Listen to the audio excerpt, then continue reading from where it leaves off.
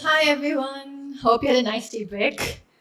So today we'll delve into a critical issue that affects the lives of millions of women in South Asia. Termination of pregnancy in South Asia, context and consequences. This session, hosted by the South Asian Regional Office of the International Planned Parenthood Foundation, will explore the legal and social landscape, understand the restrictive abortion laws and cultural norms that hinder access to safe abortion care, learnings from other countries on overcoming challenges such as expanding access to safe abortion services, including policy reforms, community-based approaches, and discussing broader themes posed by stigma, religious opposition, and cultural values. This aligns with IPPF's global commitment to ensuring access to safe and legal abortion for all women and girls. The organization's advocacy for reproductive rights includes the right to choose whether or not to have children. To lead this insightful discussion, we're honored to introduce our esteemed moderator, Ms. Melissa Cockcroft, Global Lead for Abortion IPPF. Melissa Cockcroft is a sexual and reproductive health and rights technical and program management specialist with extensive experience working in Africa and Asia. She currently serves as a global lead abortion with the IPPF. Melissa is a Women Deliver 100 Leaders Alumni and 120 under 40 FP Leaders nominee. Melissa has a strong passion for increasing awareness and access to high-quality family planning, safe abortion, and post-abortion care services. Please join me in welcoming our moderator,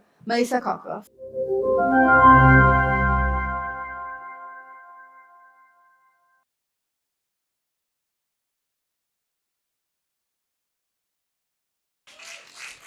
Thank you very much. So, welcome everyone to what is going to be, I think, a very dynamic, interesting, and we hope engaging panel discussion for you today. As my colleague introduced me earlier, I'm Melissa Cockcroft. I'm the global lead for abortion with the International Planned Parenthood Federation, or IPPF.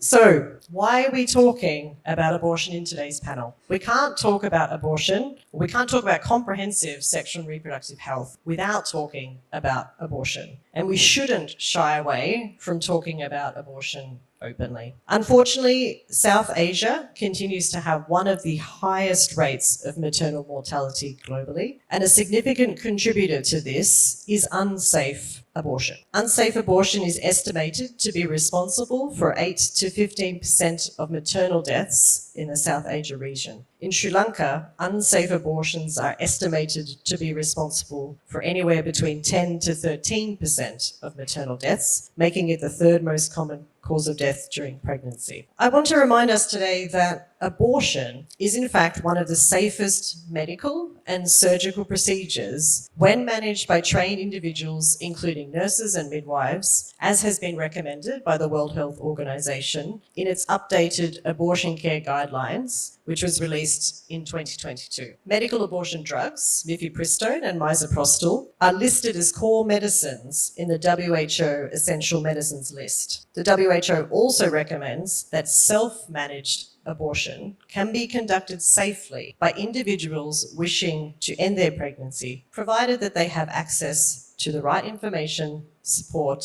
and appropriate referral networks are in place. So how is it that we still see such high rates of maternal mortality, complications, and injuries among people who need abortions, when we know that abortion can be safe and such deaths, complications, and injuries are entirely preventable? So our panel today, which brings together, as you saw, a diverse range of experts from across the region, will attempt to answer this question, teasing out some of the persistent barriers contributing to the situation of unsafe abortion in South Asia. They will touch on the progress and advances in abortion care, such as abortion self-care and telemedicine, laws and policy reforms, as well as the ongoing barriers and challenges such as the criminalization of abortion providers and seekers of abortion, stigma, and the impact all of these have, particularly on marginalized groups such as adolescents, women in rural areas, migrant workers, persons with disabilities, the LGBTQI+ community, and those affected by humanitarian crises, either man-made or natural. The panel will look at how all of this influences the current state of abortion access in the South Asia region, as well as discussing what can be done to advance abortion care in the region. So our panellists are going to spend around 5 to 7 minutes each presenting, and then this will be followed by a brief conversation, and then hopefully, if we have time, we will open up the floor to questions or reflections. So let me introduce first our speakers for today. Great. So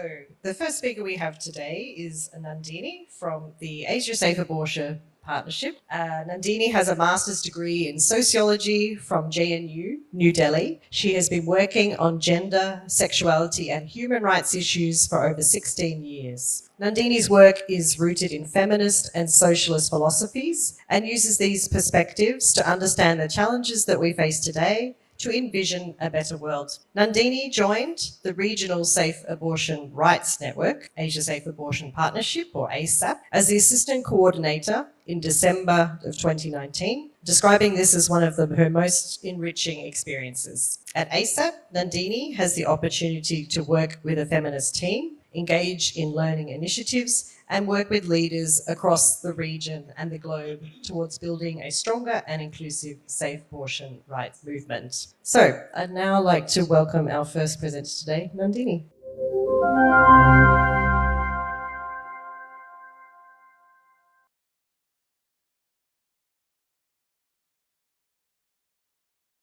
Hi everyone, and I am Nandini and I'm the Assistant Coordinator with Asia Safe Abortion Partnership. We are a regional network and we have members from across 23 countries in Asia. We also have members and partners from beyond the region and global partners. We work a lot with young people, so we do a lot of capacity building and knowledge building. And we have country advocacy networks that are led by these young people trained by ASAP. Right now, we have 8 country advocacy networks, and you can see the locations where they are: Bangladesh, Bhutan, India, Indonesia, Pakistan, Nepal, Sri Lanka, and Vietnam. And a lot of our work is to build a stronger regional safe abortion rights movement, but also, of course, have strong voices in the countries and globally. Part of the strategy that we adopted a few years ago was the Building Inclusive Movement strategy. And you will, as I speak, as I present further, you will see why is this important. From all the groups that we started working in this strategy, that we focused on 3 particular groups: sex workers, trans men and non-binary people, and people with disabilities, particularly people who are deaf and the hard of hearing. So this is a primer. We started creating primer videos for SRHR terminologies in sign languages, and this one is a screenshot from the one that the Pakistan network created on patriarchy.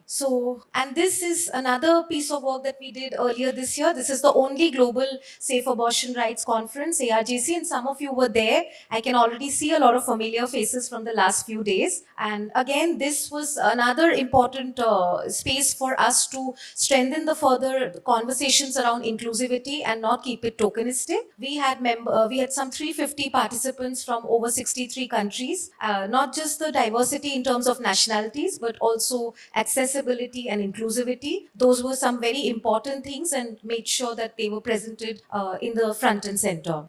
This is another very important initiative because we've been talking about safe abortion rights, but it is still so restricted. But I'm glad we got a plenary space to talk about it. But if you look around, it is not still being talked about as much as it should. So even within the general SRHR conversations, why is it that safe abortion rights get lost? We know the politics around it and the huge, patriarchal control around our bodies that makes safe abortion rights so highly stigmatized. And so we are also seeing a lot of backlash online. From yesterday, we are talking about how digital spaces are a big opportunity for us. It is no doubt a huge opportunity and we don't have to spend a lot of resources. But we also see a lot of online censorship, shadow banning, and a lot of other types of attacks, which is why we launched the Shaping Safer Online Spaces, and you can reach out to me to know more. And in fact, we'll be doing a webinar on this soon, and we are going to build a toolkit for all of us safe abortion rights advocates to do the work, but do it safely. This is something that I'm going to talk about later, but just briefly mentioning that knowledge building is always a very important thing that we do. And part of that is now that the in-person knowledge is limited because we don't have the resources to be everywhere. So we launched the online academy, and we will share more about it, all of you. So I'll come to because we are a regional network and we work across the region, and we have these 8 country advocacy networks. So I want to talk about the regional context first. So I'll start from the laws and policies. I know members of from Afghanistan, I think we have one, but we don't have enough. We don't even know what's going on in the country. We have a lot. We had worked in Afghanistan before the crisis made deepened. But right now, there is a gender appetite going on, as they say. But women's voices and women are being stifled and left to die on their own. And it's a it's a situation that's something that we should all be very, very concerned about. Then, of course, we have Bangladesh, and we have a speaker here, so I won't go deeper into it. But Bangladesh has done excellently well of bypassing some of the cultural contexts and having policies like MR and MMR that has been effective, but of course, given there are severe limitations and a lot of other challenges that exist still. Bhutan, we again a country that where we work with young people, we realize that again abortion is legal but highly restricted because it's legal on a certain condition and not really permitted on much more expanded grounds, and continues to put people at risk of unsafe abortion and also of having to get the drugs from across the borders. So things like that put you at risk. And we have a lot of during COVID and after COVID also, we've had a lot of experiences of people trying to get the drugs from across the border between India and Nepal shares a border. So all of this, and then Nepal, which is fairly liberal, and abortion laws and progressive steps taken during COVID. So, for example, abortion on telemedicine was made available. So it's again something that we could learn from. Pakistan has legalized abortions, but again very, very restricted and on a very few grounds. Really, Sri Lanka, again we have a speaker, so I won't go much deeper into it. But again, a country that has a long feminist history of struggling for abortion rights, and it's legal, but again on only one condition, and therefore leaves a lot of people at risk. And there is prevention, there's care for post-abortion care, which is legal. So that's an opportunity. Access. So just I want to talk a little bit about that, the cultural and social stigma that remains, and several marginalized communities that have been left behind. So even like for us in this conference, we have to rethink how we design these plenaries and these panel sessions, and are we still mainstreaming these conversations with the marginalized communities, LGBTQ plus communities, or are we continue to speaking the same binary languages and having presentations, parallel presentations where the binary stays in the plenaries and the LGBTQ or other marginalized groups are in the breakout sessions. So something for us to reflect about, are we doing enough? Medical abortion pills. So as Melissa mentioned, medical abortion pills have revolutionized the way we can access safe abortions. And by the way, the knowledge of medical abortion pills came from the common women in Brazil, did not come from any expert. So power back to people is needed, and our policies need to reflect that. At ASAP, we have the medical abortion fact sheet, which is the adaptation of the WHO guidelines. And that's, of course, available on our website in 8 different languages. We also need to strengthen and sensitize the public health systems. Public health systems cannot reflect the myopic, moralistic view of society. We have to break free from that. And from morning, we are hearing about love marriages and a lot of other things, divorces. But it is about mutual consent of people. And we have to reiterate that as civil society and as policy makers. We also have to understand that service providers can be barriers as well in many of our countries. So working with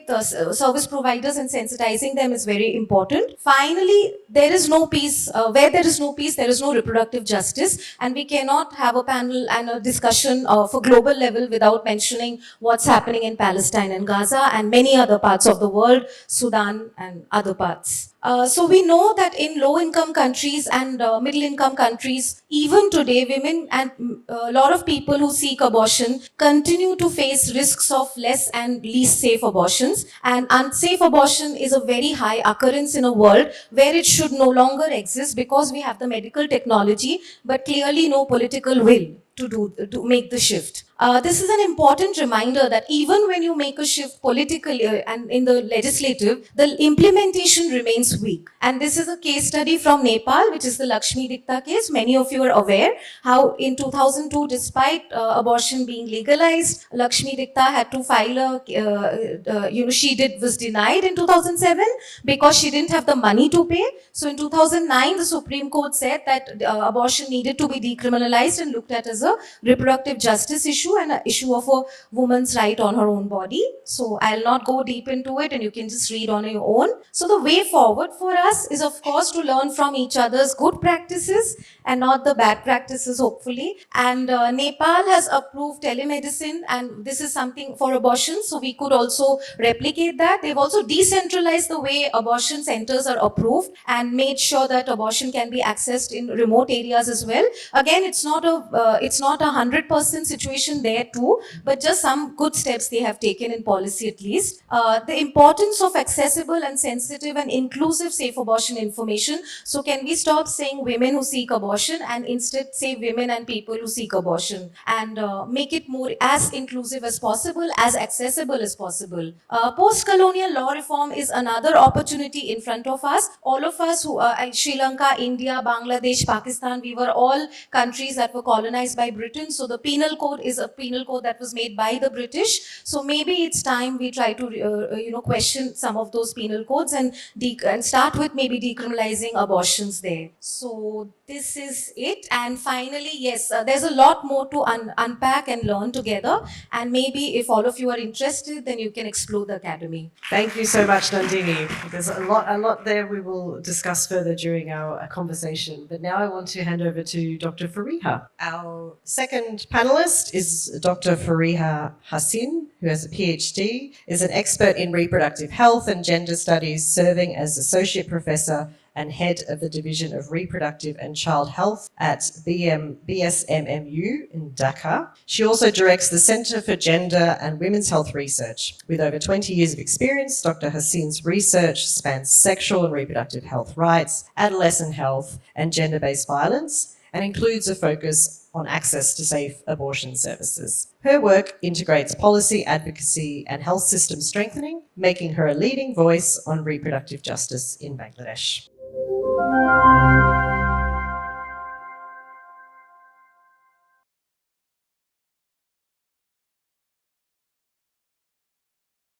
Hello everyone, very good afternoon to you all. I am Dr. Fariha Haseen from Bangladesh. I am going to talk about advancing safe abortion access in Bangladesh.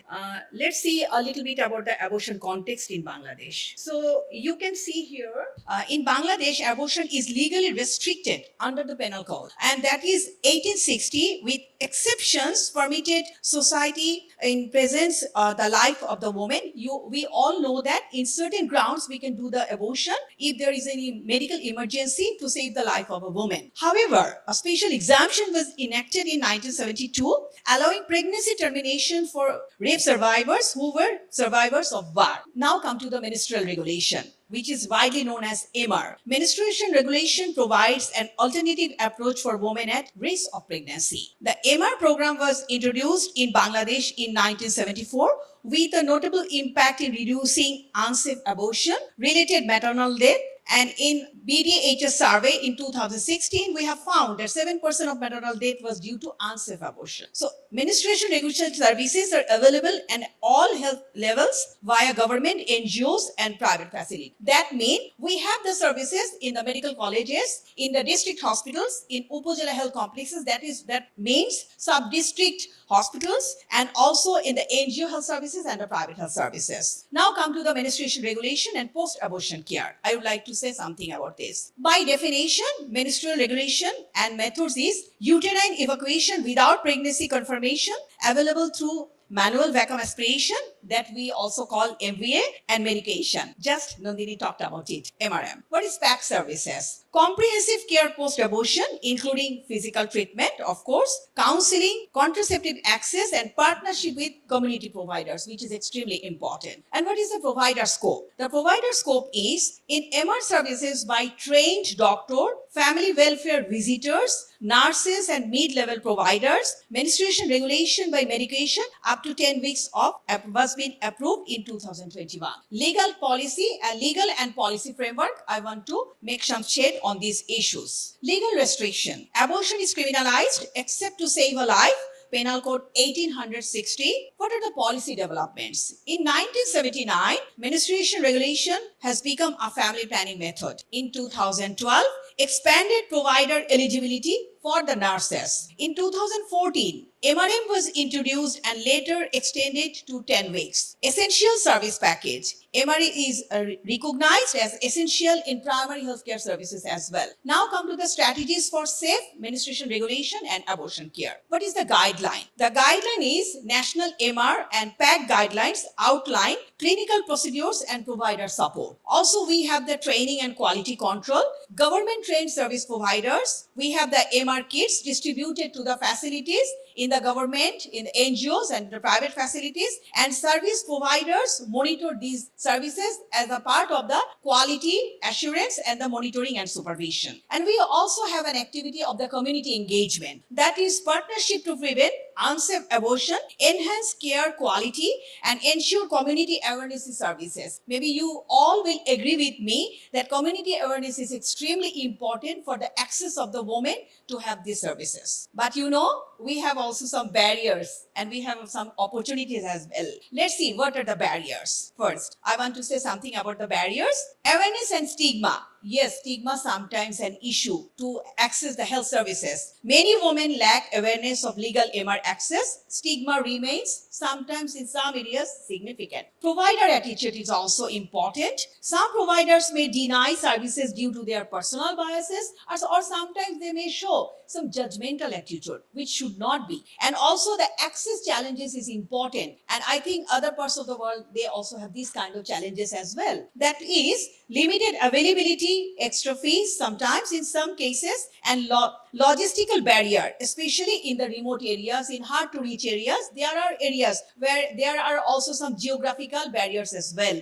to access these services. Now, where there is barrier, always there is a light of opportunity. So what are the opportunities? So MR by medication. So as you also say, Nandini, so enhances access, reduces facility dependence definitely, and is a vital in a low resource setting situation. Policy evolution. It expands providers inclusion and gestational limit in MR and PAC policies. And community awareness. We have a huge opportunity on this, that is promote education to reduce stigma and promote knowledge to save MR options and contraception. This is not only the service recipients, this is also for the service providers, the community engagement leaders, of course the policy makers. So thank you so much for listening. Thank you very much, Dr. Fariha. We now have Enas, who's going to present a bit more about the situation in the Maldives. And then our third panelist for today is Aishath Enas. Sorry, thank you. Enas is a dedicated young professional from the Maldives, currently working for the government addressing housing challenges. She is an SRHR advocate, deeply committed to volunteering and advocacy. Currently, she is a volunteer for Society for Health Education, or SHE, in the Maldives, and is also an active member and executive committee representative of the South Asia Regional Youth Network, or SARN.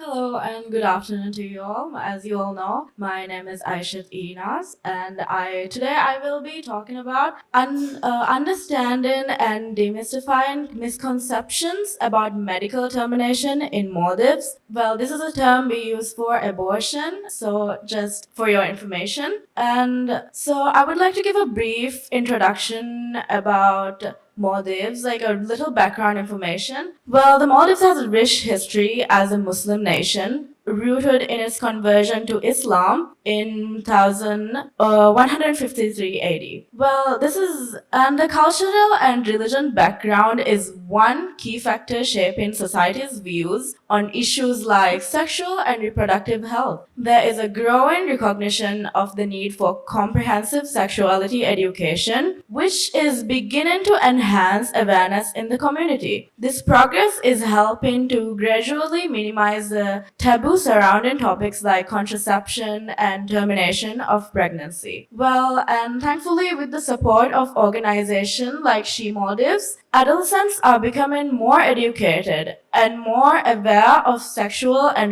reproductive health education, which is actually vital for making informed decisions. But however, there is still a need for easier access to healthcare and SRH resources, especially in hard-to-reach islands, because Maldives is a low-lying country, and then there's also atolls dispersed in every area. So, and the Malé city is, well, the capital of Maldives, and then there are other little low-lying islands, which is actually pretty hard to reach. And so, well, the root cause of the misconception about medical termination is due to the lack of awareness about SRH. So, opportunities for growth remain as SRH education continues to expand and reach more people. Topics such as termination of pregnancy and contraceptive use are often regarded as sensitive matters, reflecting the intricate interplay of cultural and religious beliefs, as, like I said before, Maldives is a Muslim nation. So this creates a reluctance among people to openly discuss about SRH, and it contributes to misinformation, and it also hinders informed decision making. And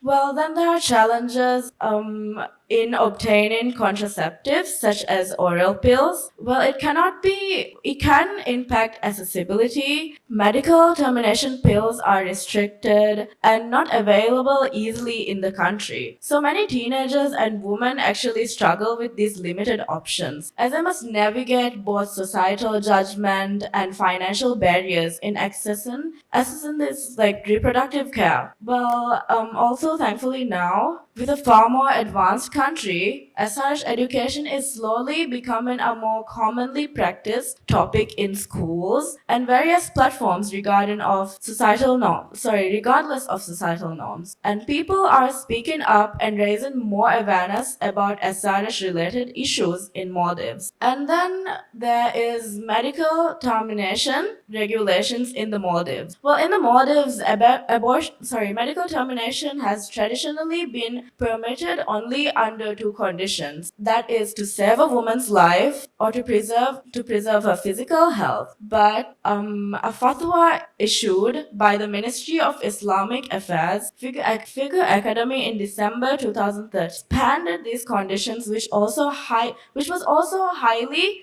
encouraged and advocated by She Maldives. They also had some campaigns to push the legal policymakers to make these new regulations around medical termination. So under this fatwa, medical termination within 120 days of gestation is permitted in certain cases, such as where a mahram, kin with whom marriage is unlawful, man commits forceful adultery with his kin, and another circumstance is where a non-mahram, a person whom marriage is lawful, man commits forceful adultery with a woman. And then, under the circumstance where a man commits forceful adultery with a physically weak or underage girl. Under the circumstance where, in a lawful marriage, the conceived fetus is believed to be a thalassaemic major, sickle cell major, or fetus is believed to be a physically or mentally deformed at the time of its birth, and that it will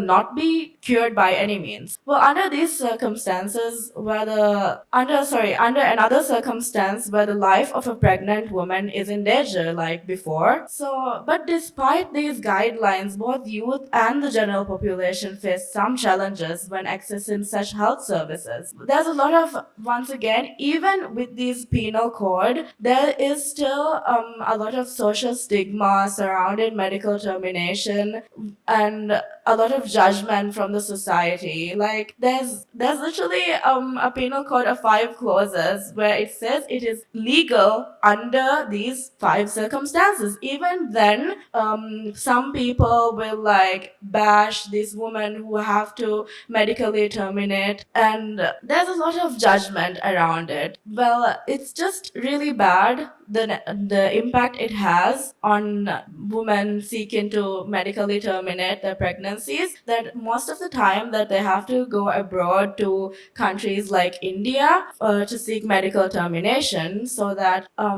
they don't face any judgments here, because it is seen as a private matter in Maldives. So that is it from me. Thank you very much.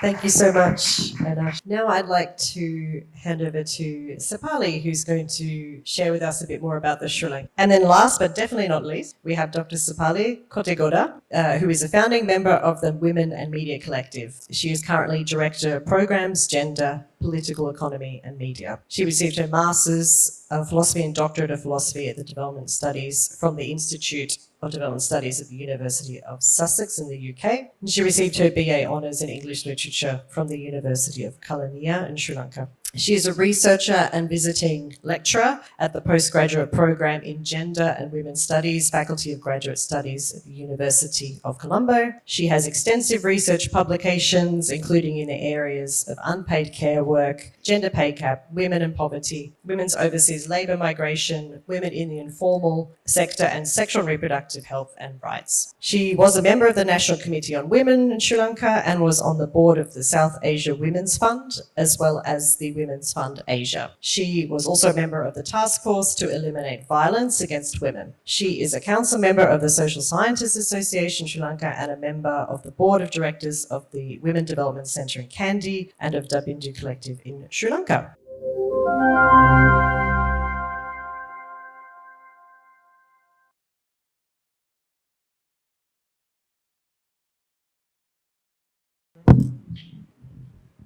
So I this title in my presentation because what we have been doing in Sri Lanka for several decades has been debating. So I think we need to now go the next step to deliver decriminalizing of abortion. Now I think all of us here know that the Sri Lankan health service has been probably one of the strongest aspects of the state. We have withstood the state healthcare service has withstood the tsunamis, war, although certain areas during the war were maybe less ideally served than others. We went through COVID.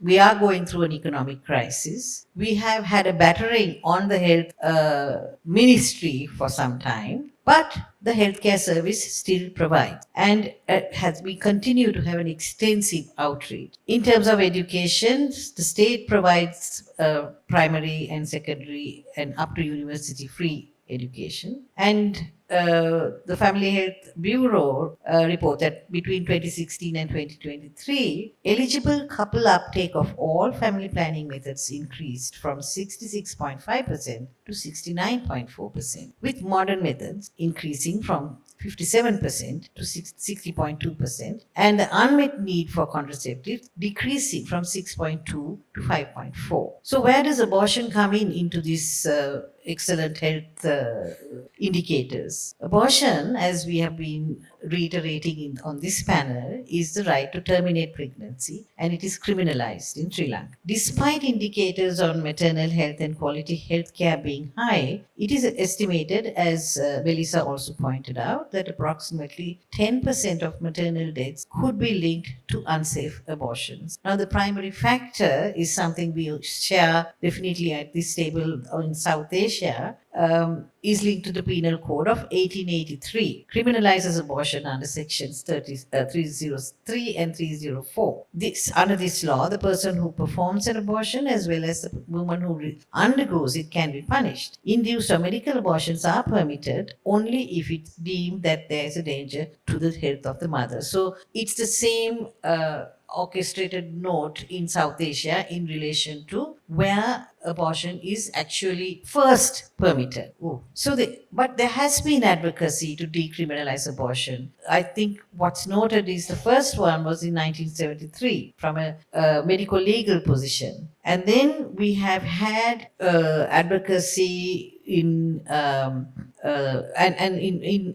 medical legal position in 2073 was relating to the impact of women's health and the application of the framework of women's rights and human rights over the years from 95, 2010, 2011, 2013, 2016, 2018. This advocacy brought in the framework of rights as well. But each one of the advocacy messaging has been to decriminalize in the cases of rape, incest, and congenital abnormalities. And the rights framework also brought in contraceptive failure. In fact, the rights framework would push the advocacy to say it is the right of any woman. But here we are constrained even in our advocacy to pick on areas which may be more convincing to some. Now, but not to all. Opposition from religious leaders is cited as the key obstacle. Along with this are notions that should decriminalizing be allowed, this would lead to increased promiscuity among women. It's every single time. I think even when we say,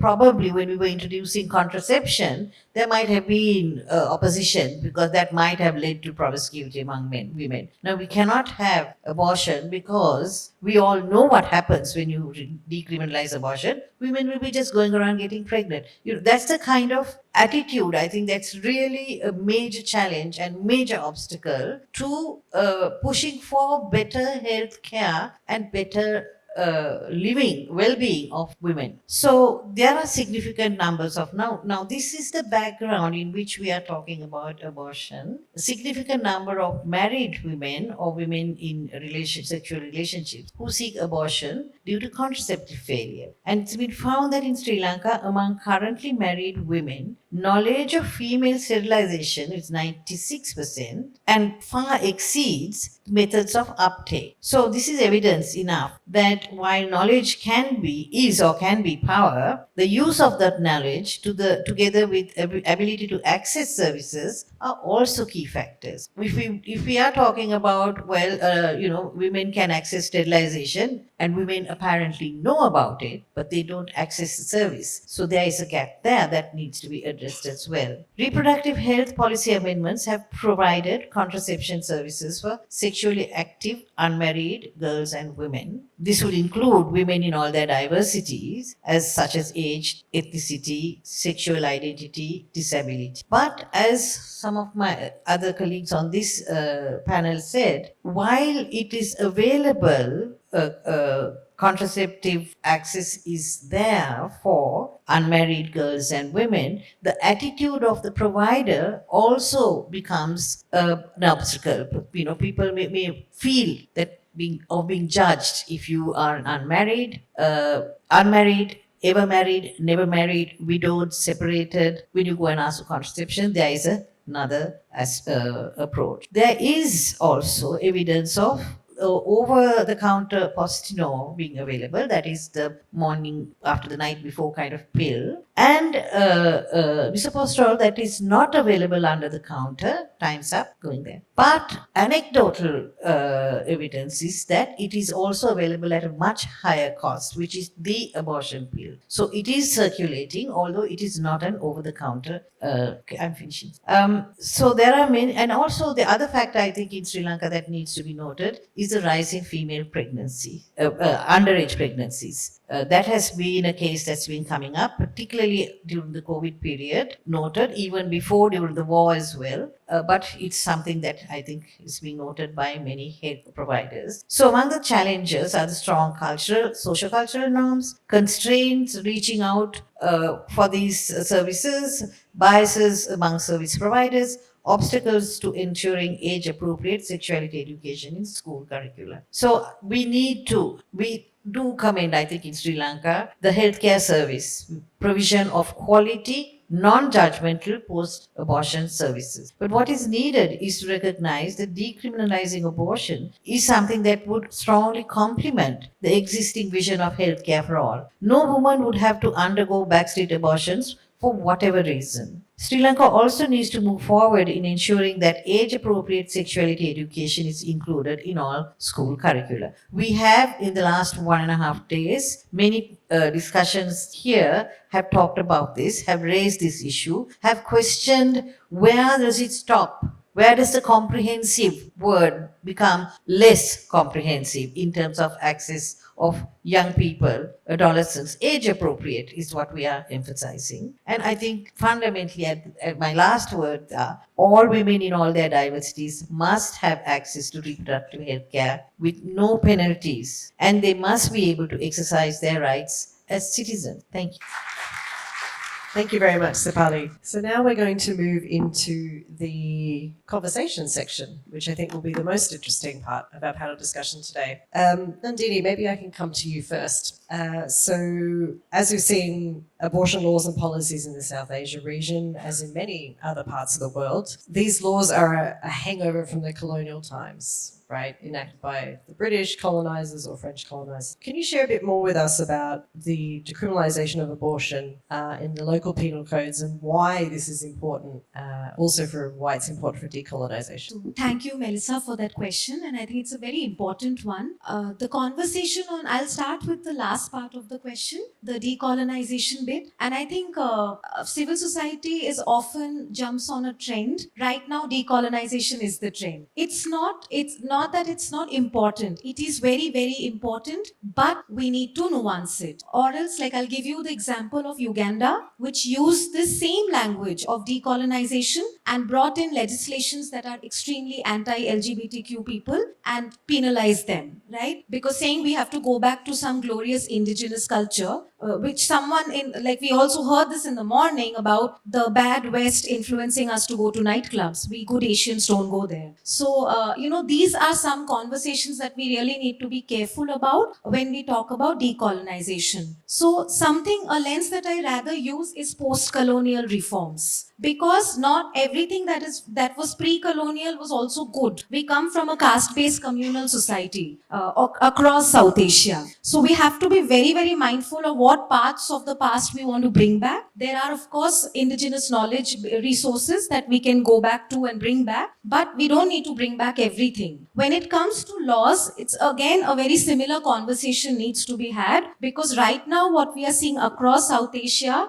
our governments are becoming regressively right-wing. Whichever has a dominant religious becoming the politics of the country. It is very, very anti-human rights, because human rights is perceived as colonial and as Western concepts. So we have to be very careful of those languages. They are using our language. They have co-opted our language. So when we ask for reforms, and in fact, I'll give you the example of India, which actually changed the penal code and is calling it Nyaya Samhita, which is basically, they said we have decolonized the law, in the country. But the Nyaya Samhita keeps 80% of the same penal codes and with even more stricter punishments. We have sedition law, which is a British era law. So we have all those ailments that was part of the colonial legacy, and we've carried it forward. We have just said now we have decolonized by changing the name. So I think we have to look at it from a nuanced lens. We have to look at it through the lens of post-colonial reforms. And decriminalization is extremely important because, again,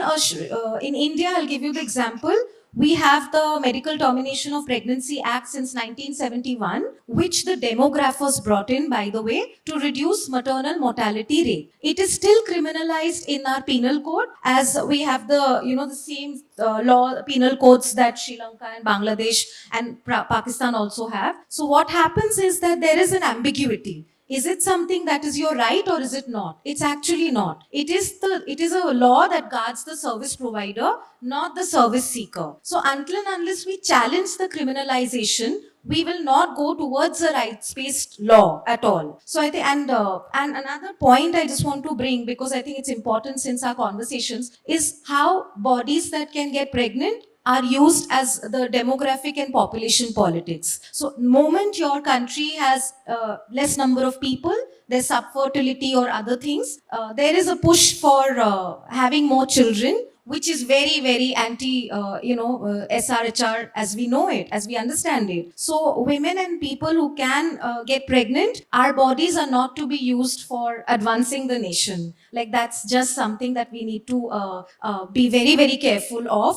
These bodies cannot be used for political purposes. We have to look at post-colonial law reforms, but with a very nuanced lens.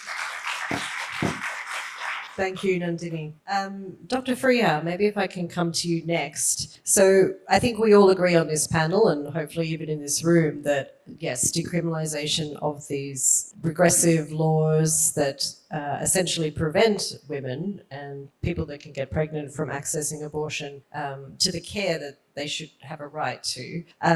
In Bangladesh, menstrual regulation is permitted, so it's a somewhat more legal or liberal environment for being able to access at least menstrual regulation services. But is decriminalization enough, right? Or is there more we need to do? You touched on some of the existing barriers to accessing menstrual regulation, but maybe you can talk a bit more about what are those persistent barriers continue to be, and what else needs to be done to address some of these in Bangladesh? Thank you. As I ended my presentation by saying that where there is a barrier, there is always a chance of opportunities. So again, I want to say something more about the barriers. If you see that these barriers are always not the facility barriers, there are sometimes some community barriers as well. So for example, there are some different kind of misconceptions in any society. Why these misconceptions come? It is also related with the social norms and gender norms. So misconceptions, maybe few misconceptions are like that.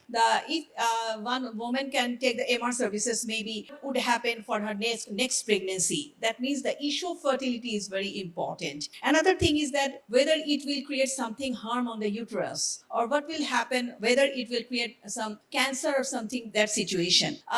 Why I want to mention this? Because if a single woman thinks in that way, maybe she may not go for her services. So that will hamper her life.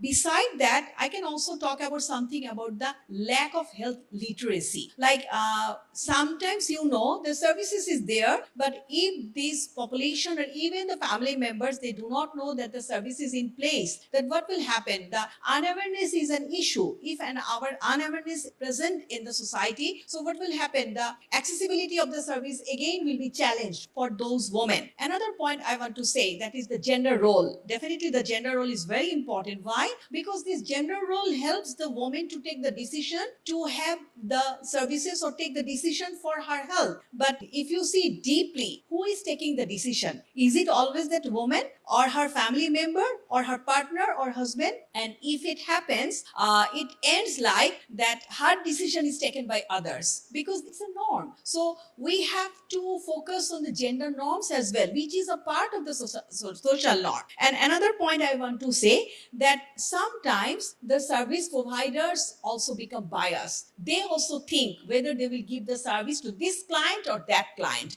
Maybe there are very clear strategy, very clear training program, but sometimes it's difficult to come out the deep-rooted norms or beliefs. So I think sometimes this this kind of belief also hampered the services for those females or women who really want the services. And lastly, I want to say that for this attitude of the service provider also, as I said, like it is not only the judgmental attitude, they are kind of different attitude. They have the knowledge, they have the skill, but if the attitude is not okay, then the knowledge cannot be transformed to the practices. If this does not transform to the practices, who is going to be the sufferer? That female, that woman. So I think these are some of the barriers I wanted to mention. Great, thank you very much. Yeah, you make some really important points there, that even in a context where such as menstrual regulation is available, it doesn't necessarily mean that women have the autonomy to make the choice. It might be her family, it might be her partner, her mother-in-law. And I think, yeah, you make an important point as well about things like lack of awareness and information. So again, if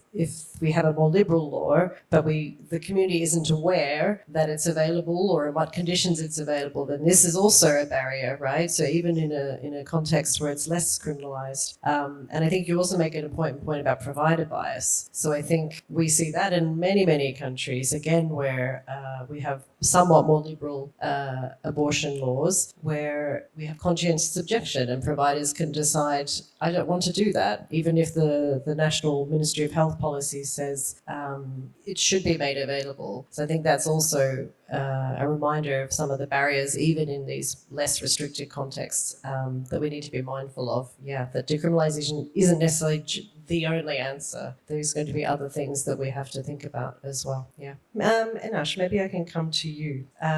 So as a young person, it would be great to hear a bit more from you about the experience of young people in the Maldives. So you talked about the fatwa that was issued in 2013 by the Ministry of Islamic Affairs, which permits abortion under certain termination of pregnancy under certain conditions. But can you tell us how familiar are young people with this fatwa in the Maldives? And are they even able, I guess, yeah, what's the awareness of this fatwa amongst young people? And then what's the actual availability of, or can you talk a bit more about the availability of termination of pregnancy in the Maldives, and what are young people, their ability to be able to access termination of pregnancy service? Okay, hi again. Me, myself, as a young person, I have to admit that, like, if I'm being really honest, even I did not know about the fatwa being issued until recently while I was researching about it. So, and then I realized, okay, I'm a young person, then what about all the other young people that might not know about this? So I conducted a little questionnaire among a group of peers, and so with reference to that survey, nearly only 42% of the young people that I surveyed know about the fatwa or have heard of it, and like is somewhat aware of it. And then the rest, which is like the 58%, they've never heard of the fatwa, like ever. And some of them did hear about it, but they don't really actually know about it. They're not aware of it. And so, yeah, which is an issue, because like some people still believe that, some young people still believe that medical termination is only legal under two conditions, as it was before, like to save a woman's life. And then if I must answer the latter question that was asked later, yes, how is it easy to access abortion services in the Maldives, right? So with reference to that survey again, I also asked them how accessible it is in compared to Male, our capital city, and the rural atolls. So Male is actually very centralized, like I said before, so almost everything is available there. But when compared to the islands, it's pretty underdeveloped. So for the women in these islands, actually, they have to travel abroad. like to India, and like it's mostly women who are vulnerable, like impoverished women and women who are already suffering from addiction, or women who are uneducated, and simply in general women who doesn't have any option other than to fly out to another country just to avoid the stigma attached to medical termination. So these women are already viewed in a negative light as dirty and below the rest of society, which is actually really sad. And so they have to seek termination outside of Maldives, which they oftentimes cannot afford because when you have to go abroad, well, medical termination is already accessible in Maldives, right? But if you have to go to another country, like India, for an example, Maldives health insurance doesn't cover it. So it's a lot of money that you have to spend in order to seek these services. And also, mind you, there's very little data on it. And all of these are purely based on opinions of the people around me, and it does not in any way reflect me or my member association, She Maldives. So yeah. Thank you. And then just another question I want to ask for you, and it's interesting. This panel was given a different name and then changed. In the Maldives, it's referred to medical termination of pregnancy and not abortion. Why do you think? Why is that the case? Well, we use medical termination instead of abortion to actually reduce the stigma associated with the word abortion. And I've mentioned before several times as well that there is a lot of stigma around medical termination, and well, which can be polarizing and carry negative connotations. And it also emphasizes that it is a medical and health centered approach. It focuses on the procedure as a healthcare service rather than a societal or political views around abortion. Well, and then this approach is particularly helpful in our context, where the conversation around abortion needs to be handled with care because it is already a very sensitive topic, ensuring accessibility without triggering resistance or judgment. Thank you very much. Thank you. Sepali, now over to you. Other than impacts on health, which we've talked a lot about, injury, maternal death, etc., but what are some of the other types of impacts that you see on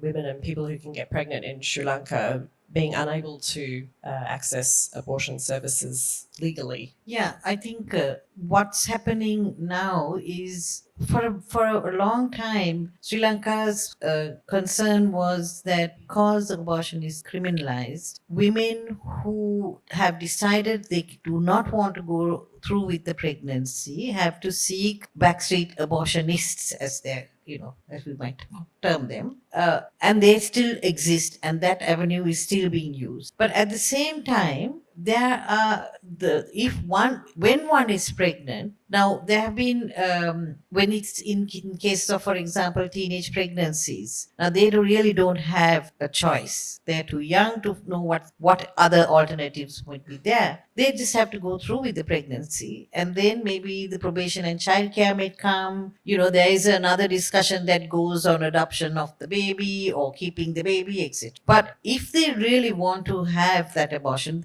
as I said earlier, there is anecdotes about misoprostol being found available on the black market, as it were, at a very high cost, and there is no actually monitoring of the aftermath of taking that as an abortion pill, but it is being used. So I think it's really, there are very few choices. The backstreet persons are still there. Those who can afford it will have take the abortion pill. And apart from that, it doesn't really leave women a choice. It's actually negating the immense accomplishments of the healthcare in general overall, because it negates that aspect that women must have the right and must have quality services if they do not wish to go through with the pregnancy. So maybe I'll just ask one or two final questions, and then we can open the floor to the audience. So I guess the final question, and I'll address this to everyone. So whoever wants to jump in, please feel free.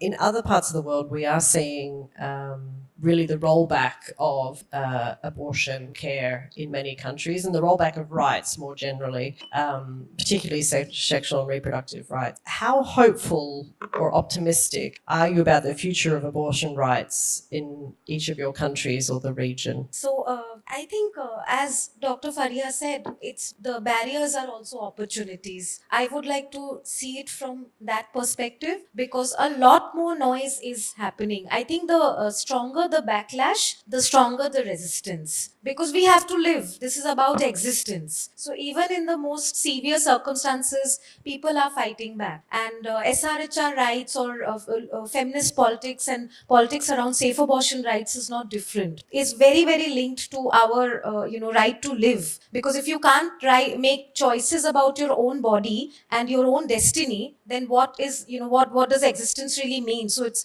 much deeper and philosophical. So I think it's very linked to the essence of being a human being. So I think it will just continue. I see a lot of hope with the work that we are doing with young people because I think it's important to reach out to young people, and they are at a time where they are still making their minds up. So if we can, find ways to reach out to more and more young people, since in many of our countries we don't have the comprehensive sexuality education in a rights-based manner at all, and in many countries we don't have it at all. So I think there's a lot more role that we need to play as civil society organizations, whether we are INGOs or CBOs, but we need to be also clearer first in the politics that we believe in. And is it that we believe in putting conditions on SRHR and safe abortion rights, or are we also looking at it as a complete human right that everyone should have access to? So I think a lot more conversations within civil society is needed, but we have to collectively then come up with a framework where how can we reach to more and more young people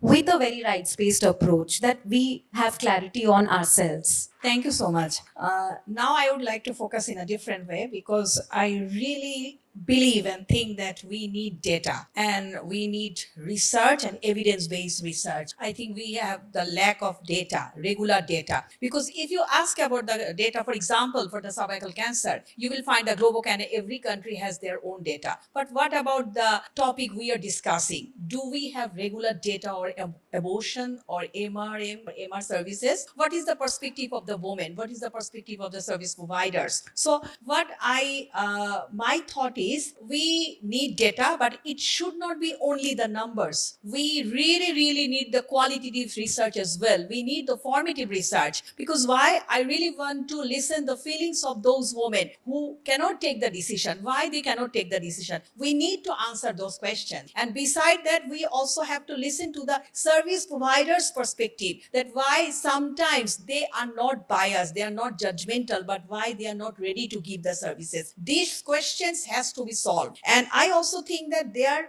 should be a multi-country study, bigger study should be done. Funding should be in place because there are multiple reproductive health issues for everyone. But if the funding is not there, how we can expect that we can do a good quality research which can give the evidence of my country and other countries as well. So I'm very much loud about the research, and I also think that the health system of the every country should have, specifically the South Asian health system, the country should have the health system data system. We all know about the DHIS2 data system, about the MIS data system. Data is there. Are we looking those data for our decision making, for our policy making? So definitely I will focus on a research as this is one of my part. And I also want to mention another thing, just in 30 seconds, that how clearly these topics are being mentioned in the curriculum. That is also important. So if it is in the curriculum very clearly, not only the knowledge, again I want to repeat, there has to be knowledge, there has to be practice and skill. But between the knowledge and practice, where is the attitude? So within the curriculum, curriculum, when we are being learned in the curriculum, then it will be easy in the real life when we are providing the training. So the attitude will be changed earlier. And finally, I want to mention another point that sometimes the history, the background information is very important, and other countries' good examples is also important to motivate ourselves. So here I want to. How hopeful are you for around abortion rights in Sri Lanka going forward? Or do you have any final call to action or final words for the audience as our local representative? Okay. I will take from my colleague from Bangladesh. Yes, we are always hopeful. We have to be. As women, we are more directly set to decide whether we want to have children or not. Now, I believe that men should be part of this conversation, because as whoever said, you can't clap with one hand. So we need to, I think the advocacy has to be maybe even more multi-pronged, because we need to understand why decriminalizing abortion is to complement, in Sri Lankan context, I would argue, complements an already very well structured health service. So the healthcare philosophy, the politics of this healthcare has been healthcare for all. If we want to, when we are in a position now, which is an inheritance from the 19th century British concept of how one controls women's bodies, where Britain has moved away from that, I think we need to just decide that we are no longer required to abide by this kind of politicizing of women's bodies. Women have to have the right to make those decisions. Women do make very sensible decisions with regard to their bodies. We need to have the healthcare and legal support in order that women can go ahead and not be criminalized. Neither the women nor the medical professionals who are qualified to conduct abortions should be criminalized. Women should not be criminalized if they access the medicines, the tablets, the pills that are available, because they have to have an abortion. Because we are living in a context where, in any case, as the data shows that married women are part of a large component of those who are seeking abortion, we also know that sexuality and sexual exploration in this country, it has gone far wider than we were comfortable with. We were comfortable with only, those above 18, those in the 20s, but it is happened, exploration is by 12 years, 13 years, 14 years. So this is where I think that sexuality education also comes. Regarding that question, actually, she as in our MA, we could create clear, accessible educational materials outlining the legal grounds and medical circumstances under which medical termination is permitted. And these materials could include brochures, posters, infographics, and videos in simple language to make the information understandable to young audience. And as these include discussions in the safe spaces and wellness hangouts, we also organize which also incorporates information about CSC and integrating this information within CSC programs we have for out of school youth. And through these approaches, she can foster an informed community where youth understand the legal, ethical, and health related aspects of medical termination, empowering them to make informed choices within the framework allowed in Maldives. Great, thank you so much.